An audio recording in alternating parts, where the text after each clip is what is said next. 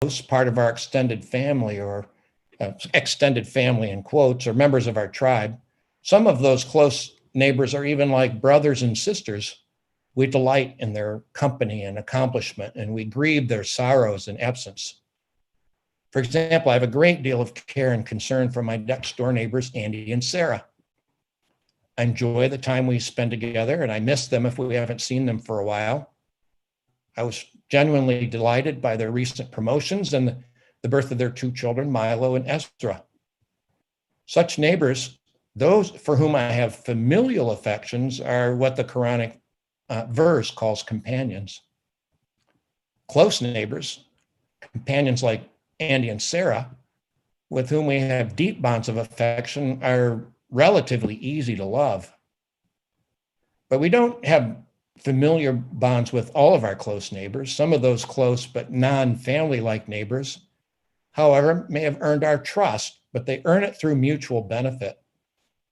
My neighbor Bill looks after my house when I'm gone, and I his. We're not otherwise close.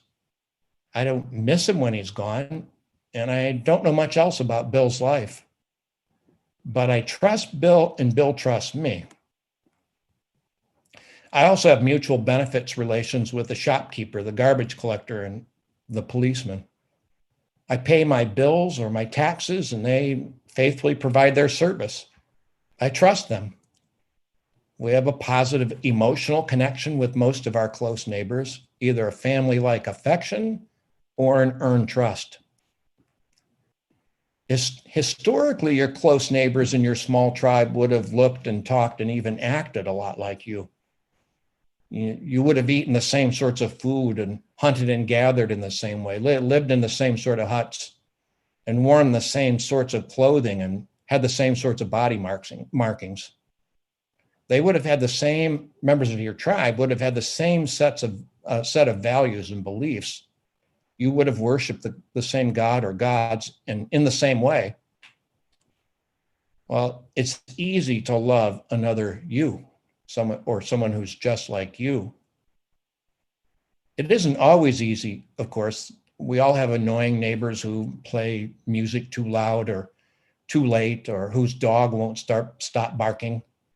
It's sometimes hard to muster up more than grudging tolerance, let alone love, for those sorts of close neighbors. They may be close, but such neighbor, and probably too close, but such neighbors are not companions. I may even wonder if I can trust them. But the Quran is probably talking here about the sorts of close neighbors, those in my tribe, those a lot like myself, with whom I have cultivated affection or earned trust. I should, the Quran says, love my near neighbors. What about, to use the fetching Quranic phrase, distant neighbors? Such neighbors are, as the verse says, distant, and I think in two ways, and that are often intertwined, physically and emotionally. Historically, your distant neighbors, those from outside your tribe, probably looked and talked and smelled and acted very differently from you. While they would likely have been genetically similar, their hair and clothing and tribal markings would have set them off from your tribe. Their slightly different food would have made them smell slightly different, off, you might think. While you might speak the same language, they have a distinctive accent or words, and they would have had different values and beliefs. They would have worshiped different gods and in different ways. And since they're not in your tribe, you might have been in competition with them for scarce resources. They may have coveted your large pile of food or your daughter or your spears. Your distant neighbor under such circumstances would have been a source of distrust, maybe even an enemy. Yet you are, the books of love insist, to love your distant neighbor. Physical and emotional distances can and do diminish our love response to distant neighbors. I remember a joke that made the rounds in the 60s. A parent tells her child to finish her meal because there are children starving in Africa, The child replies, well, send it to them. Maybe I even told that joke to my parents. There were countless jokes about starving children. We all had a laugh. How could starving children be reduced to the butt of a joke? How could we laugh at the thought of starving children? We could laugh at starving innocent children because of their physical and emotional distance, because we couldn't see them and because we had no emotional connection to them. We lack the kind of contact with them to sense or feel that they are our neighbor.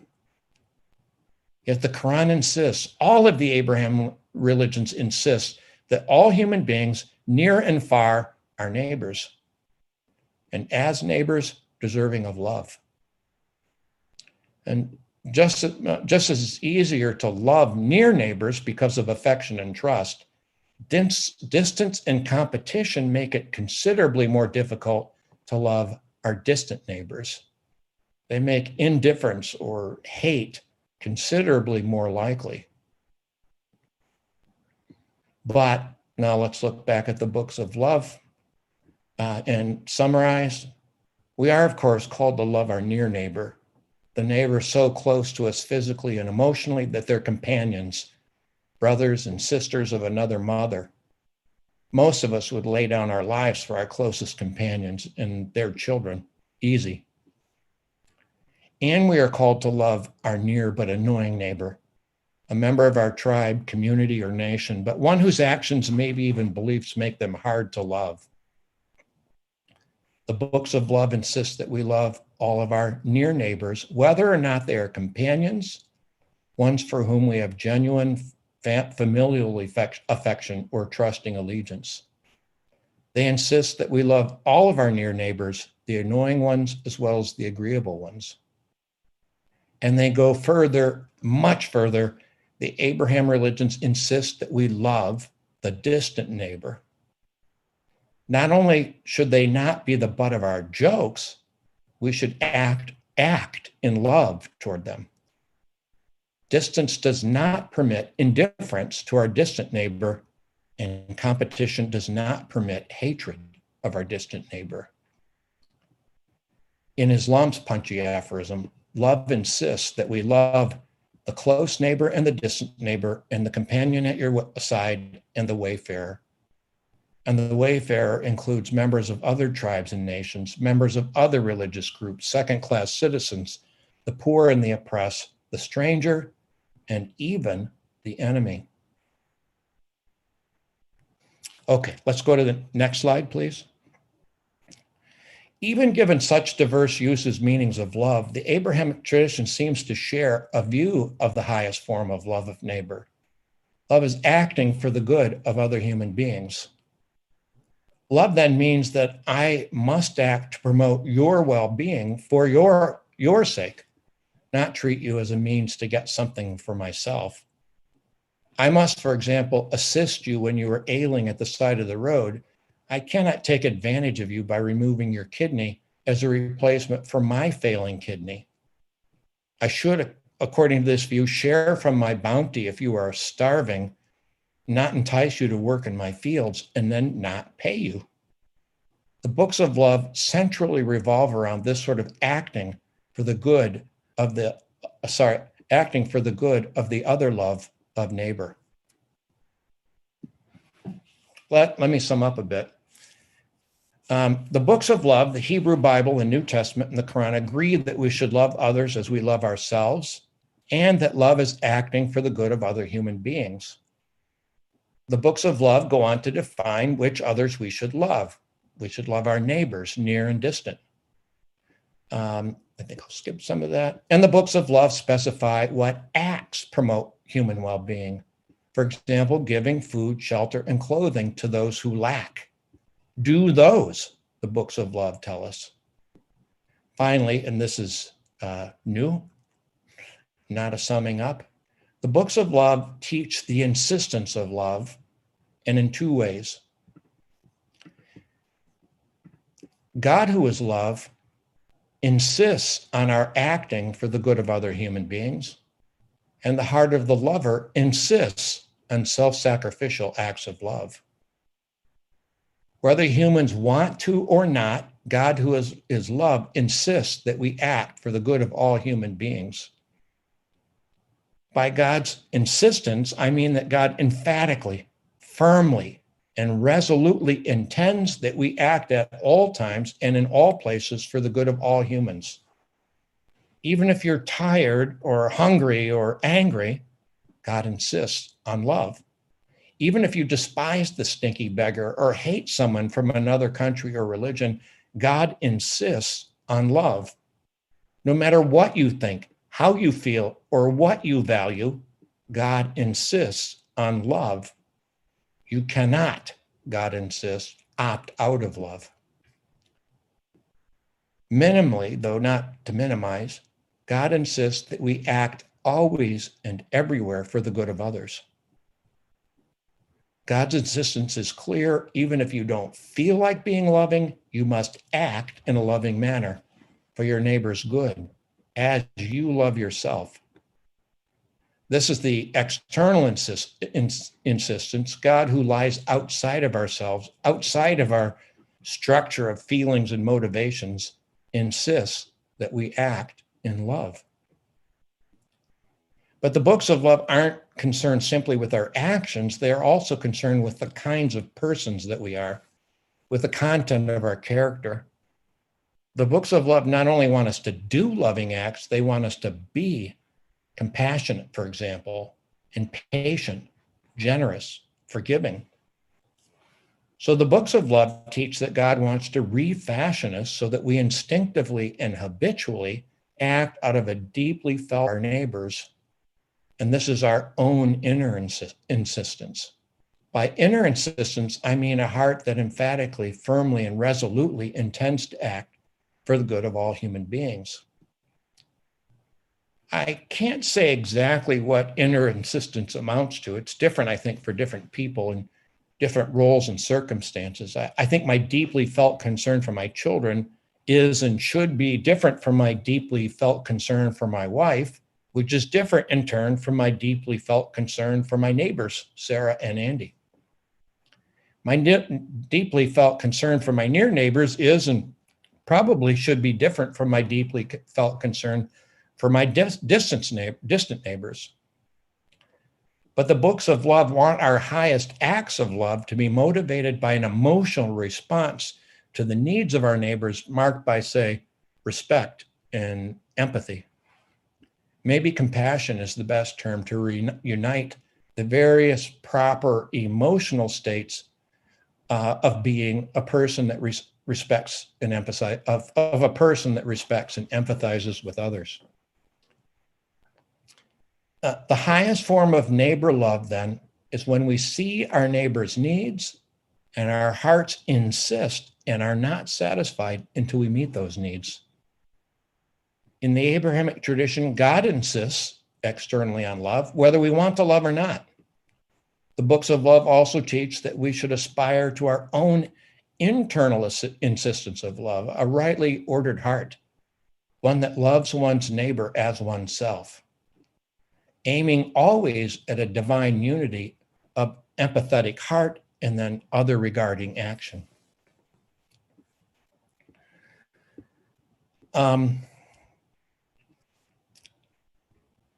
I think I'm going to skip some of this and just come to the, I developed this, but I think I'm going to skip this a little bit. And I think I'll just read. Can we go back to the previous slide? And then I'm just going to, one more, next slide. So back one, sorry. So what I argue here, and I think I'll just write this and then I'll skip reading it. God wants us to be steadily and constantly disposed to seek and find those who are in need. God wants us to be steadily and constantly disposed to empathy towards those who are in need. And God wants us to steadily and constantly act for the good of those who in need. That's just a summing up of that paragraph, but I'm not going to read it. I'm just going to skip that section and move to the next slide, please. So here's a summing up. The books of love, the Quran, the New Testament, the Hebrew Bible, reveal in their voices the insistence of love to act on behalf of friends, the needy, women, children, the outcast, the suffering, the sick, the sinner, and the stranger. Moreover, the books of love tell us what kind of person a lover is. For example, self-sacrificial, kind, and forgiving.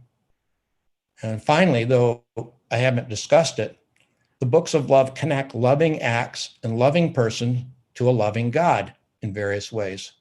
For example, God as the ground of love, or God as the empowerer of love, or God as the exemplar of love, or God as the transformer of persons into lovers. And finally, love's insistence seeks to draw all people into God's reconciling and peaceful presence. Okay, one final section. Let's go back to Gus Dur. Next slide.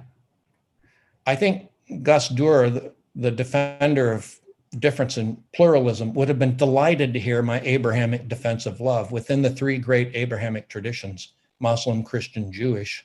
Following the prophet, Gus Dur sought wisdom from all three traditions, and again following the prophet, sought to love all children of Abraham.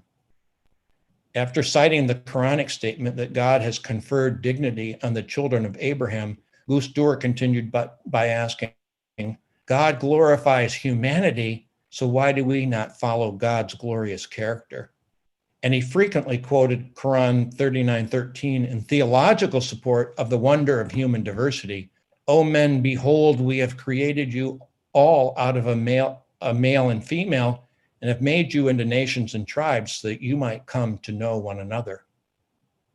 The omnipotent could have made us all the same.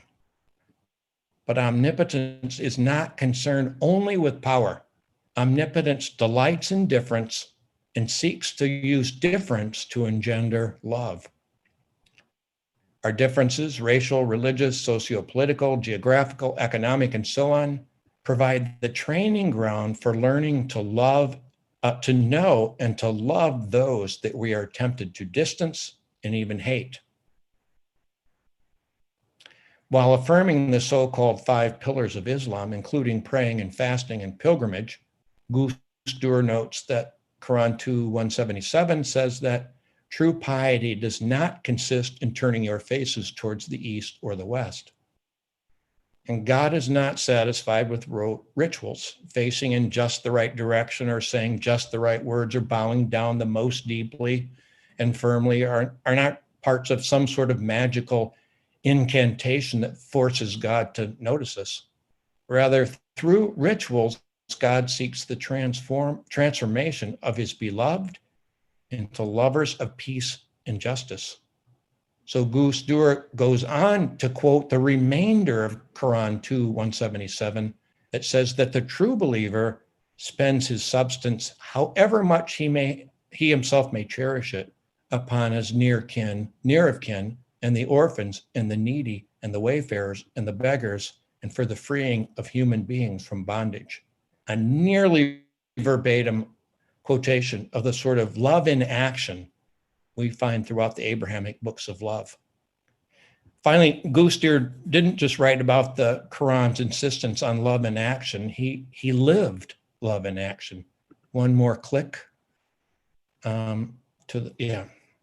He lived love in action. He fought for the equal rights of Indonesia's Chinese, native religions, and Christians. He visited Israel and the Holocaust Museum to experience the oppression of Jews, and then insisted on the normalization of relations with Israel. He brought Muslims together under the banner of peace.